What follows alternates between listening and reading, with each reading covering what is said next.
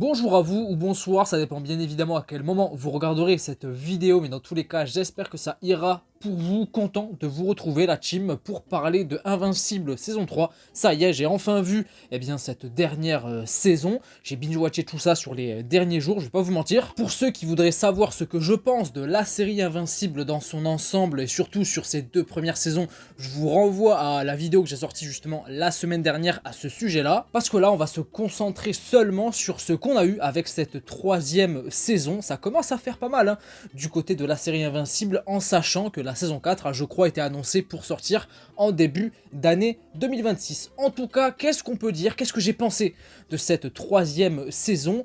Eh bien, j'ai beaucoup aimé. Je dirais même que j'ai adoré. Alors, il y a pas mal de choses à dire, en bien comme en mal, mais plus de bien, je vais être assez honnête. Là, de façon assez à chaud, je dirais que j'ai préféré la saison 3 à la saison 2, mais que je préfère toujours la saison 1 pour l'instant. Pas que je n'ai pas aimé la saison 2, au contraire, je l'apprécie pas mal, mais c'est juste que là, dans mon esprit, il y a plus de choses qui m'ont marqué dans la saison 1, et plus de choses, même si ça compte pas, puisque bon, je viens à peine de la terminer, qui m'ont marqué dans la saison 3, et qui, je pense, me marqueront encore, parce qu'il se passe des dingueries, justement, et c'est pour ça qu'on apprécie Invincible, là où la saison 2, c'est peut-être dû au fait qu'il y a eu une coupure de plusieurs semaines entre les épisodes, entre la série. C'est peut-être un petit peu ça aussi, mais voilà, je dois avouer que pour l'instant, la saison 1 est toujours la number 1, voilà, ça bouge pas. Et la saison 3, voilà, pourrait se glisser justement entre la 1 et la 2, on verra comment les choses vont évoluer, mais je pense que ça va plutôt être dans le bon, je vais y arriver. Il faut dire un mot sur l'animation, voilà, on va parler de ça directement, on va parler d'un des plus gros points noirs de la saison et de la série de manière générale depuis le début. D'entrée de jeu comme ça, c'est fait. Oui, l'animation d'Invincible est pas folle. Voilà, elle est plate, c'est l'encéphalogramme plat, peut-être à la rigueur, mis à part pour les deux derniers épisodes, ou le dernier épisode notamment, voilà, par rapport à ce qui se passe, l'action, les combats, etc. Mais dans l'ensemble, c'est pas ouf. Et j'avais même dit, il y a quelques semaines, à la fin de la série Your Friendly Neighborhood Spider-Man, du côté de Marvel, eh bien que l'animation de cette série-là, justement, était encore moins dingue que Invincible. Forcé de constater quand même que, voilà, je reviens sur mes paroles, mais à culpa, l'animation de Your Friendly Neighborhood Spider-Man est beaucoup mieux, en tout cas un peu mieux. Je trouve que voilà, le style fait plus le taf, même si c'est pas incroyable non plus que Invincible, là où Invincible justement, il n'y a pas de style à proprement parler qui se dégage, il n'y a pas de truc particulier voilà, qui ressort ni quoi que ce soit. On est sur une animation, sur les traits des personnages, des chara-design, etc. assez simpliste, et c'est justement ça qui est dommage, c'est qu'il n'y a pas vraiment de plus-value en termes d'animation et sur la forme. Mis à part certaines mises en scène, parfois avec quelques personnages, et notamment dans les scènes de combat, surtout justement dans le dernier épisode, en tout cas les derniers moments de la saison 3, le reste, c'est quand même pas dingue. Et je dois dire qu'en vrai, je m'étais pas fait la réflexion, du moins pas autant sur les deux premières saisons, mais là, aujourd'hui, sur cette saison 3, peut-être que c'est parce que justement on en parle davantage, on en parle plus, ou peut-être que c'est parce que aussi, de mon point de vue à moi, je vois davantage de choses en animation, etc. Pourtant, je suis pas très compliqué en animation, ceux qui suivent peut-être la chaîne depuis un petit moment le savent, j'en ai déjà parlé, mais voilà, je suis pas le gars le plus compliqué, le plus aigri, le plus chiant en termes d'animation, mais c'est vrai qu'Invincible, ça fait quand même défaut à ce niveau-là la plupart du temps. Et j'ai pas l'impression que ça va s'améliorer, puisque bon, depuis que la série a commencé, 2021 ou 2022, je sais plus, eh bien on est sur une production peut-être à la chaîne de la série en termes voilà, d'animation ou quoi que ce soit, donc je sais pas s'ils ont vraiment le temps, enfin du moins assez, un aussi gros laps de temps, je vais y arriver, pour améliorer l'animation. Là, la saison 4, on le sait, sort dans un an, donc je sais pas s'il y aura un gap énorme, ou si on va rester sur le même truc. Ce serait dommage, ça pourrait être justement l'un des plus grands fléaux de la série, pourtant elle est très bien, mais l'animation fait défaut par moment. Ceci étant dit, il faut quand même parler de ce qui se passe dans cette saison 3, et justement, je l'ai déjà un petit peu dit, il se passe des dingueries monumentales, un petit peu comme ce que la série nous a habitués depuis le début, et c'est une des raisons pour lesquelles justement je l'apprécie énormément en tant qu'œuvre de divertissement, déjà de manière générale, mais aussi en tant qu'œuvre de super-héros, là où on est spammé de tous les côtés justement de ce genre-là, en film, en série, en animation, etc. Invincible arrive à tirer son épingle du jeu un petit peu par ce biais-là. Il se passe des trucs de barjo, des morts, c'est ultra violent, des combats hyper impactants. Ils portent leurs couilles, en vrai, je dis ça comme ça, mais vraiment, et c'est assez appréciable. Au hasard comme ça, dans quel autre projet d'animation, ou même pas, hein, même si c'est peut-être plus facile en animation, ça c'est vrai aussi, mais dans quel autre projet, série ou film, on verrait un gamin de 11-12 ans, peut-être un petit peu moins, je sais pas, se faire casser la gueule par un gars qui ressemble à Thanos, aussi méchant que Thanos, peut-être même plus en vrai. C'est un truc de malade et rien que pour ça, c'est fort. Ensuite, il faut quand même parler du personnage principal, même si on va parler des autres, hein, mais on va quand même évoquer Mark Grayson, notre cher invincible, qui évolue et qui incarne, même si je pense que c'est fait exprès, l'archétype même du personnage et du héros détestable. Il est un peu chiant, il a des moments où il est chiant, où il se pose des questions, où il se recroqueville sur lui-même d'un point de vue psychologique, d'un point de vue mental, où il se pose beaucoup de questions, il a des remords, ceci, cela, ce qui est assez compréhensible, et ça fait partie justement de son écriture, hein, je pense que c'est fait exprès, et d'apporter cette évolution. On sent qu'il y a une réelle promesse à travers ce personnage, à travers ce nom invincible de devenir le plus grand héros que la Terre ait jamais connu, après son père, Omni-Man, d'une certaine manière. Il l'est un petit peu déjà, mais on sent que justement cette évolution, elle prend du temps et qu'elle vraiment se porte sur le long terme. Il prend cher, encore une fois, dans cette saison. C'est le cas depuis le début. Il a beau s'appeler Invincible, le gars, il prend tarif, notamment justement dans le dernier épisode face à Conquest. C'est chaud, mais je pense que c'est fait esprit. Et j'apprécie. J'apprécie justement ce côté détestable du personnage et fébrile encore. Parce que justement, je vois cette promesse, se projeter sur l'avenir. Donc c'est appréciable. En parlant toujours de Mark, j'aime aussi beaucoup sa relation, sa nouvelle relation, désormais dans cette saison 3. Après Humber, on savait que ça allait pas durer. Hein. Avec Humber, c'était qu'une question de temps avant qu'il se mette avec Eve, Atomic Eve, que j'aime beaucoup en tant que personnage aussi, même si j'ai un sentiment où elle est vraiment sous-exploitée. La série ne lui fait vraiment pas honneur, parce que des fois elle a des capacités incroyables et elle est capable de faire des trucs de fou. On l'a vu justement à la fin de la série. Et c'est trop peu utilisé. Genre, elle sait faire ça, on le sait, on l'a même déjà vu. Mais parfois, elle se fait avoir, je sais pas comment. Bon, c'est un petit peu le cas de bon nombre de personnages, on va pas se mentir. Mais voilà, Tom Eve, bref, j'aime beaucoup le couple qu'elle forme avec Mark. C'est mignon et c'est assez bien porté justement sur tout le long de la saison. Ils sont plutôt très mignons, on voit qu'elle est là pour elle, on voit que c'est le couple parfait, hein, d'une certaine manière, j'ai l'impression. Voilà, c'est deux héros qui se comprennent, qui jouent un petit peu les mêmes rôles. Donc voilà, là où avec Humber, évidemment, on savait qu'à un moment donné, justement, dans les 2 premières saisons, ça allait botter en touche, ça allait se casser la gueule, même si justement ça se casse la gueule, mais d'une belle manière, ils sont toujours en bon terme. C'est ce qu'on voit justement dans cette saison 3, à plusieurs moments avec Humber, justement, où qu'il recroise Mark, avec Eve, etc. Il n'y a pas de problème, c'est plutôt pas mal, on n'est pas sur un truc toxique ou quoi, donc c'est plutôt satisfaisant à ce niveau-là aussi. En revenant un petit peu sur Eve, je déteste toujours autant le daron. Le daron, la daronne, un petit peu moins, même si, vas-y, elle est chiante aussi de se faire malmener par un gars comme ça, mais bref, c'est pas le sujet. Mais le daron d'Atom Eve, qu'est-ce qu'il est insupportable. J'avais envie de le tarter plusieurs fois. Petit bémol peut-être que j'aurais à pointer du doigt concernant cette 3e saison, c'est la plupart des autres personnages secondaires. Alors, il y en a qui sont là, hein, qui sont mis en avant depuis le début de la série, c'est évident, mais qui ont peut-être un tout petit peu perdu d'intérêt, comme par exemple le robot, Rudy, qui ne s'appelle plus comme ça d'ailleurs, en hommage à Rex. Putain, Rex, le frérot, putain, c'est fort. Mais Rudy, par exemple, ou Robot, que j'adorais lors de la première saison, par exemple, je trouve que désormais, il perd un peu en intérêt. Mis à part sa relation et le truc qu'il a fait justement dans cette saison pour Monster Girl, avec la ceinture qui annule la malédiction du fait que justement, elle se transforme en monstre et ça la rajeunit d'une certaine manière à force avec le temps. Mis à part ça, il n'y a pas grand chose à se mettre sous la dent vis-à-vis de ce personnage, vis-à-vis de ces 2 personnages, justement, tout comme la plupart des autres gardiens du globe, mis à part Rex, justement, et sa nouvelle copine, Rex qui est mort. Putain de merde, ils ont été forts en plus, pile au moment où Rex se sacrifie. Ils nous ont foutu du Billie Eilish, j'adore Billie Eilish, fallait pas faire ça les gars, non, c'est pas sérieux. Mais ouais, Rex, qui s'est sacrifié au début, j'y croyais pas, je vais pas vous mentir, mais c'est bel et bien arrivé, et ça marche, enfin en tout cas, ça a un côté assez touchant, justement parce que dans cette saison 3, on voyait que Rex, depuis le début, il avait fait déjà des dingueries dans la saison 2, où il a quasiment anéanti à lui tout seul l'équipe du lézard là, l'équipe des lézards, c'était très très fort. Et dans cette saison 3 justement, on voyait qu'il avait changé, il avait toujours ce côté un petit peu détestable mais attachant d'une certaine manière, et puis il avait trouvé une nouvelle copine qui était, voilà, ça marchait plutôt bien, l'alchimie et la dynamique entre les deux fonctionnaient plutôt pas mal.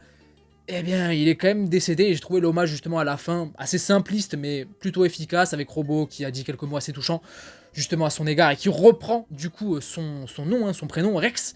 Il oublie Rudy d'une certaine manière, et il faut aussi se rappeler que eh bien, l'enveloppe humaine que s'est créé Robo se basait sur les traits justement de Rex lors de la première saison. Donc finalement, la boucle est bouclée, il y a un côté assez touchant, ça marche plutôt bien. Mais ouais, Rex qui est décédé, et mis à part justement, eh bien, Rex avec sa nouvelle copine entre guillemets dans cette saison 3, ou encore la mère de Mark avec son nouveau petit copain également, qui était très intéressante. J'adore la mère de Mark, Debbie, je crois qu'elle s'appelle, oui c'est ça, j'oublie tout le temps son blaze, mais elle s'appelle Debbie, et j'aime beaucoup ce personnage, et je trouve que, eh bien, depuis la saison 2, et notamment sur cette saison 3, où elle se pose des questions sur ses fils, hein, oui, littéralement maintenant, puisqu'il y a le petit Oliver. Mais voilà, elle essaie quand même d'avancer, de faire comme elle le peut d'une certaine façon et de s'améliorer jour en jour. Enfin bref, j'ai vraiment ressenti ça avec le personnage et ça fonctionne plutôt bien. J'ai même aussi pas mal apprécié son nouveau justement petit copain qui avait le sentiment au départ, eh bien, de servir à rien, de pas être à la hauteur, puisque bon, ben voilà, c'est juste un gars normal et il a un date, il éprouve des sentiments avec une femme qui avait comme justement, eh bien, ex-mari, ou qui a eu comme ex-mari justement anciennement le mec le plus fort de la planète, voilà, dans les délires de super-héros, etc. Alors que lui, bah, justement, c'est ce qu'il dit, c'est un gars qui commence à perdre ses cheveux, rien de plus simple et plus banal, donc il a peur de ne pas être à la hauteur. C'était plutôt intéressant comme truc et assez touchant, voilà, sur l'aspect humain, plutôt simpliste. C'est une des forces aussi, justement, eh bien, de la série Invincible, et c'est ce qu'on a tout du long dans cette saison 3, comme avec le personnage, par exemple, de Scott, aka Powerplex, je crois, ce fameux gars électrique qui est un haters. Il a beaucoup de haters, il commence à avoir pas mal de haters. Invincible, on va pas se mentir, des vrais super méchants qui lui en veulent à lui. En tête de liste, il y a évidemment ce fameux Armstrong Levy avec son énorme crâne qui revient pour faire du sale. Mais ouais, j'ai pas mal apprécié Powerplex qui, justement, évoque d'une certaine manière la nuance qu'il peut avoir, ou du moins que Invincible peut avoir sur ses actes, sur sa capacité à être un héros et à faire le bien d'une certaine manière. Il y a aussi, voilà, toute cette torture qui est mise en place avec le personnage, hein, tout du long dans cette saison 3, sur le fait de ne pas tuer, de tuer ou seulement eh bien, les personnes et les vilains qui le méritent, comme par exemple Armstrong Levy, ou encore Powerplex, ou même à la fin Conquest de cette saison 3, voilà, il y a cette perspective qui tourne et qui trotte dans la tête du personnage depuis le début finalement, et surtout dans cette saison 3 d'une certaine manière, où il eh bien, représente sur ses épaules les responsabilités du héros le plus puissant de la planète, hein, désormais après son père. Donc voilà, et c'est une chose qui va être remise en cause aussi avec le conflit principal qui va justement planer sur toute cette saison 3 entre lui et Cécile. Cécile aussi qui a justement, ça fait partie des traitements des personnages secondaires intéressants et d'autres un petit peu moins. Mais voilà, Cécile fait partie des bons côtés justement de cette saison, avec la mise en avant de son passé, de son flashback, de certains flashbacks vis-à-vis de lui en tant que personnage, notamment l'origine de ses cicatrices, ce qu'il faisait à l'époque, voilà, ce dont il a dû endurer, etc. C'était plutôt intéressant, il est allé en prison, il a réussi à mettre de l'ordre, même dans un milieu chaotique comme la prison, etc. Et c'est justement l'une des forces qui l'a mené eh bien, à être le président de cette fameuse DG au gouvernement. Ça a du sens. C'était plutôt pas mal ça aussi, avec un Mark finalement qui tout du long, même à la fin, même si voilà, il lui dit merci à la fin pour finir, eh bien il lui tient tête, voilà, tout simplement, il veut faire son petit bonhomme de chemin de son côté, Mark, et ne plus faire confiance à Cécile, eh bien là où il semble l'avoir trahi, parce que bon voilà, il a utilisé Sinclair, quelqu'un qui avait fait du mal auparavant, surtout un de ses amis proches justement, William, et c'est d'une certaine manière pour cette raison que Cécile propose à Mark de devenir le chef des gardiens du globe, hein, qui ont perdu beaucoup de membres d'une certaine façon, notamment l'Immortel et Kate, que j'ai détesté dans cette saison 3. J'aime pas du tout ces personnages. L'Immortel, je sais pas, je l'aime pas depuis le début, même si justement dans cette saison 3 on a eu aussi eh bien, cette fameuse quête annexe qui est présente, j'ai l'impression, depuis le début dans chaque saison de la série Invincible, au milieu de la saison à chaque fois. Lors de la première saison, c'était lorsque Invincible est parti dans l'espace sur Mars, je crois, pour un voyage particulier. Ensuite, dans la saison 2, c'était quoi déjà? Oui, c'était Invincible, toujours pareil, qui part dans l'espace pour retrouver sur la planète voilà, des insectes, son père, et découvrir qu'il a désormais un petit frère. Et là, dans cette saison 3, alors c'est un petit peu moindre, voilà, c'est moins impactant, on va dire, mais c'est Invincible qui part dans le futur, et bien tuer l'immortel, voilà, tout simplement. Mais voilà, j'aime pas ce personnage, et puis Kate aussi, très détestable comme perso, même si on a eu la mise en avant bien, de son frère dans cette saison 3, et le retour d'une certaine façon de tout l'aspect un petit peu mafia, criminel, etc. C'est pas un truc qui m'a forcément trop transcendé dans cette saison 3, mais bon voilà, c'est pas non plus un truc hyper impactant, donc ça va. Comment ne pas aborder cette troisième saison sans parler du petit frère, désormais, qui est une vraie plus-value dans cette série, désormais, Oliver, qui est là, qui veut jouer les héros. J'ai pas mal apprécié ce petit bonhomme, je dois avouer, parce que finalement je pensais qu'on allait tomber dans l'archétype même, voilà, du petit gars qui a des pouvoirs, qui veut jouer les héros un petit peu trop naïvement, qui est trop pressé, etc. C'est un petit peu ça, mais avec une certaine nuance. Il a sa propre identité, il a sa propre aura, ce petit Oliver, d'une certaine manière, où voilà, à travers ses capacités, il développe des choses assez rapidement, ça fait partie de son truc à lui, mais aussi et surtout, de par sa naïveté et son insouciance, eh bien, remet en cause d'une certaine manière les actes de son père Omni-Man, d'une certaine façon, et qui, j'ai l'impression, fait pas mal réfléchir à la fois Eve et surtout Mark à un moment donné, tout en apportant aussi pas mal de grains, justement, à la notion et au côté torturé, justement, qui tourmente Mark tout le long de cette saison, sur le fait de tuer ou ne pas tuer les personnes qu'il faut, etc. Donc voilà, il y a un certain côté où il y a du sens, et puis, je suis désolé, mais ouais, je le répète encore une fois, mais dans quelle autre série, même The Boys, hein, même The Boys, je suis sûr qu'il pourrait pas faire ça, mais voir un gamin de 11-12 ans se faire casser la gueule par un méchant comme Conquest, c'est une dinguerie, ça ne pourrait arriver que dans Invincible, et ça a été le cas, donc c'est quand même à noter. Et oui, parlons de Conquest, qu'est-ce qu'il fait du sale, qu'est-ce qu'il est vilain. Je pense que, bon déjà ça a été dit, hein, clairement, d'après les analystes, etc., de la DG, de Cécile et tout, il est plus puissant comme Niman, ok, pourquoi pas, et puis il fait du sale Invincible, plus même que ce que Omni-Man a infligé à Invincible lors de la fin de la saison 1. C'était quand même une dinguerie, hein. Voilà, il lui fait revivre d'ailleurs certains petits moments assez similaires en termes de violence et tout, donc voilà. Mais ouais, c'est quand même fort en termes de menaces, de puissance, de malveillance. Conquest, ça se pose là d'une certaine manière, plein de charisme, plein d'aura, où il est là juste pour se friter, voilà, pour avoir le goût du sang, pour se battre contre Invincible. Il est pas là pour jouer les diplomates, ni quoi que ce soit, non, il est là pour lui péter la gueule, et il prend du plaisir, il prend du kiff. C'est une dinguerie où il remercie même d'une certaine manière Invincible, là où justement les autres Viltrumites, etc. Ont peur de lui, où il est toujours obligé de se contenir, de rester mesuré, etc. Là, il s'éclate. Donc ça apporte un côté très malveillant au personnage, et j'ai trouvé la menace, rien qu'en un seul épisode, même si c'est quasiment tout le dernier épisode, hein, son combat face à Invincible, très fort, très impactant. D'entrée de jeu, il s'est imposé, et ça a marqué le coup. Et l'animation d'ailleurs, à ce moment-là, dans le dernier épisode, j'ai l'impression qu'elle s'était un tout petit peu améliorée, ou alors c'est de par la mise en scène notamment, qui est aussi une des forces, je dois avouer, là où l'animation ne suit pas par moment, la mise en scène permet, voilà, des trucs et des scènes assez stylées quand même depuis le début dans la série, mais ouais, peut-être une amélioration, voilà, de l'aspect visuel dans le dernier épisode n'est pas à écarter, selon moi. Et comment ne pas parler de l'avant-dernier épisode, justement, bon, je fais un petit peu les choses dans le désordre, vous m'en voudrez pas, bien de parler de cette invasion de tous les Invincibles, justement sur la planète, aux quatre coins du monde, pour bien ternir l'image de l'Invincible, le vrai de cette planète, justement. C'était fort, très fort. Alors ils sont tous moins forts que l'Invincible principal, à se demander pourquoi. J'avoue, ça j'ai pas trop compris, il n'y a pas forcément d'explication, j'ai l'impression. Après bon, je pense que des Invincibles, il y en a je sais pas combien dans l'univers, dans le multivers, hein, d'une certaine manière, puisqu'on est face au multivers, là aussi dans cette série. Putain, on en a à toutes les sauces, c'est un truc de malade, mais bon bref. Armstrong Levy, le haters originel de Invincible, hein, de Mark, il lui en veut de malade.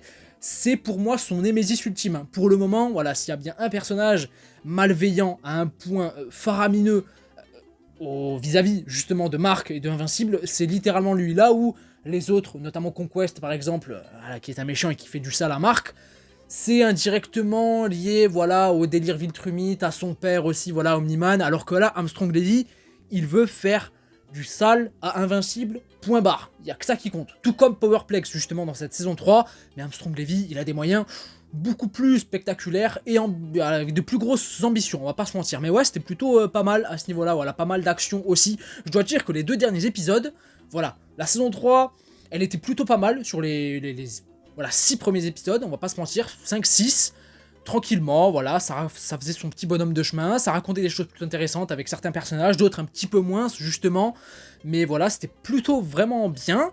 Et les 2 derniers épisodes, notamment le dernier, ouais, il se passe des dingueries, voilà, ça fait partie d'Invincible, comme j'ai déjà dit, je vais pas me répéter, mais j'ai plutôt kiffé, avec même Atom Eve, voilà, qui invoque son pouvoir, ses capacités divines même, j'ai presque envie de dire ça, puisque elle est capable de trucs de fou, et c'est pour ça que j'ai un petit peu l'impression que la série n'arrive pas trop à l'exploiter, ou du moins, voilà, la bride, la plupart du temps, elle est capable de réorganiser la matière, de réorganiser l'atmosphère, la gravité et tout, des choses qu'elle pourrait faire, justement, par exemple, lors du premier épisode, lorsque Invincible et Atom Eve affrontent le gars, là, sous terre, alors qu'il avait capturé, justement, littéralement, presque tous les super-héros de la Terre, ou du moins des États-Unis. Là, ils ont galéré face à ce mec avec ses vers et tout sous la Terre. Putain, Atom Eve, elle aurait pu gérer ça quasiment toute seule, alors si elle aurait utilisé vraiment ses pouvoirs et si elle se serait pas bridée.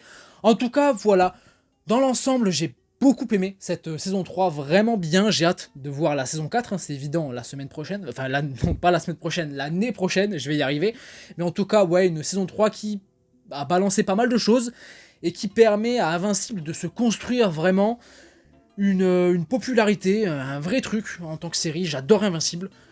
Dans la sphère des super-héros, au-delà de Marvel et DC Comics, je pense que c'est l'œuvre qui me parle le plus. J'adore même bien plus que The Boys, là où justement The Boys peut paraître forcé par moments sur le fond, la forme. Invincible, je trouve qu'il y a un réel équilibre entre ce que ça raconte, les codes que ça reprend, les codes que ça casse, l'aspect violent, etc. Là où The Boys se perd un petit peu, pour moi en tout cas, dans certains trucs parfois, là on est sur un parfait équilibre. Enfin bref, j'ai beaucoup aimé cette saison 3, j'adore toujours autant Invincible, ça bouge pas, et j'ai hâte d'être l'année prochaine pour voir la saison 4, voilà tout simplement. J'ai dit tout ce que j'avais à dire, c'est tout pour moi, dans l'ensemble en tout cas.